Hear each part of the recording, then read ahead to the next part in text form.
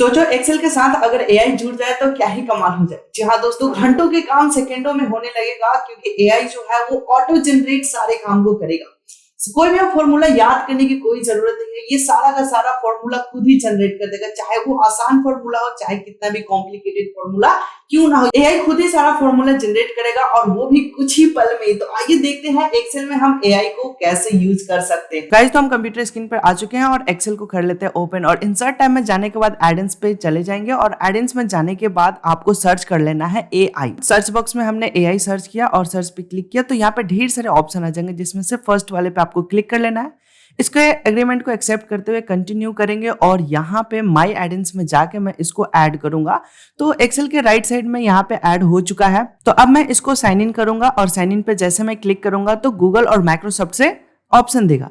तो मैं यहाँ से माइक्रोसॉफ्ट ऑफिस से मैं साइन इन करूंगा। इसका साइन इन प्रोसेस अब यहाँ पे स्टार्ट होगा और कुछ समय के बाद ये स्टार्ट हो जाएगा, साइन इन हो जाएगा। ओके, तो यहाँ पे आ जाता है सब्सक्रिप्शन और मैंने यहाँ पे सब्सक्रिप्शन देखा तो यहाँ पे बहुत सारे ऑप्शन आ रहे हैं। तो $5 पे दिखा रहा है और जबकि हमने फ्री वाला लिया है तो यहाँ पे आप देख सकते हैं कि एक वीक में 10 एआई कमांड हम अप्लाई कर सकते हैं। ओके, तो जैसे हम बैक आते हैं और यहाँ पे आपको स्क्रीन दिख रहा है, जो मेरा सेल सिलेक्टेड है वो यहाँ पे दिखाई दे रहा है। नीचे कुछ फीचर्स दिखाई दे रहे हैं, उसके बाद यहाँ पे फीचर्स है, उसके बाद परफॉर्मेंस है एंड एक और ऑप्शन आपको दिख रहा है कंसोल। यहाँ पे आपको आउटपुट दिखेगा। ठीक है, अब हम एआई जनरेटर पे जैसे ही क्लिक करेंगे तो यहाँ पे कुछ सैंपल आपको दिखाई देगा। ठीक है, सिंपल में लिख रहा है सम A to B200 तक। ठीक है, तो हमने यहाँ पे अपना कुछ खुद का लिखेंगे। ठीक है, तो फटाफट हम इसमें अपना कमांड लिख लेते हैं। मार्क्स डी कॉलम में है, अगर वो तो 60 से ज्यादा है तो वो क्या हो जाए, पास हो जाए, वरना फेल हो जाए। मैंने फेल का स्पेलिंग यहाँ पे गलत लिखा है, देखते हैं कि ये समझता है कि नहीं एआई हमारा। जैसे ही सबमिट बटन पे क्लिक करेंगे नीचे आंसर मिल जाएगा। तो यहाँ पे फेल आ चुका है, जबकि हमने तो सेल में 78 लिख रखा है ना। और यहाँ पे फेल का स्पेलिंग सही हो चुका है और यहाँ पे D1 आ रहा है, जबकि हमारा जो वैल्यू है D10 में है तो हमने उसको करेक्ट किया और फिर सबमिट बटन पे क्लिक किया तो जो वैल्यू हमारा D10 में है उसके हिसाब से इस बार पास रिजल्ट आ चुका है। अब हम कुछ नंबर्स को जोड़ लेते हैं। फटाफट हमने यहाँ पे कुछ नंबर टाइप करते हैं और इसको सम करने का कमांड लिखते हैं। तो हमने यहाँ पे लिखा कि जो हमारा डाटा है वो C5 से लेकर के C10 तक में रखा हुआ है। अब इससे हमें क्या करना है, टोटल करना है। तो ये कमांड मैंने लिख दिया और सबमिट बटन पे जैसे ही हमने क्लिक किया तो आप देखेंगे कि सम का फॉर्मूला यहाँ पे जनरेट हो चुका है। तो इस तरह से आप उसको फॉर्मूला को कॉपी करके सेल में पेस्ट करके एक बहुत ही बढ़िया तरीके से काम कर सकते हैं। सो गाइस, तो एआई के मदद से आप घंटों का काम मिनटों में निपटा सकते हैं और ये बहुत ही ज्यादा कारगर और बहुत ही ज्यादा यूजफुल रहेगा।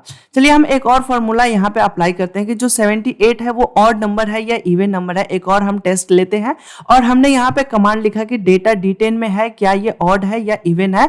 ठीक है, जैसे मैंने सबमिट बटन पे क्लिक किया आप देखेंगे कुछ सेकंड के बाद यहाँ पे फॉर्मूला जनरेट हो चुका है और मैं इस पूरे के पूरे फॉर्मूला को कॉपी कर लूंगा और एक सेल में जाकर हम यहाँ पे पेस्ट कर देंगे। ठीक है, तो फॉर्मूला पेस्ट होने, अरे ये तो अलग अलग सेल में हो चुका है। मैं फिर से इसको रिट्राई करता हूँ। डबल क्लिक करके मैंने यहाँ पे पेस्ट किया और यहाँ पे रिजल्ट आ चुका है कि 78 जो है वो मेरा इवन नंबर है। ओके, सो गाइस, एक्सेल के पास इस तरह के ढेर सारे एआई टूल्स हैं जिसके मदद से हम अपने काम को, अपने परफॉर्मेंस को बहुत ही हाई लेवल तक ले जा सकते हैं। ठीक है, जिसमें से हमने एक एआई टूल्स को यूज किया जो कि फॉर्मूला जनरेट करने वाला था। तो ये जो एआई टूल है ये आपको कैसा लगा ये हमें कमेंट सेक्शन में जरूर कमेंट करके बताएं और इस वीडियो लिंक को आप अपने उन दोस्तों के साथ जरूर शेयर करिएगा जो दिन रात एक्सेल में काम कर रहे होते हैं, फॉर्मूला अप्लाई कर रहे होते हैं या फिर कहीं कोई क्लास कर रहा हो तो उनके साथ भी आप जरूर शेयर करिएगा ताकि वो भी स्मार्टली काम को कर सके और अपने जो कीमती समय है उसको बचा सके। तो मुझे उम्मीद है कि आप ज्यादा से ज्यादा लोगों तक जरूर शेयर करिएगा। ओके, तो मिलते हैं हम अपने अगले वीडियो लेक्चर में, तब तक के लिए धन्यवाद, take care and bye bye.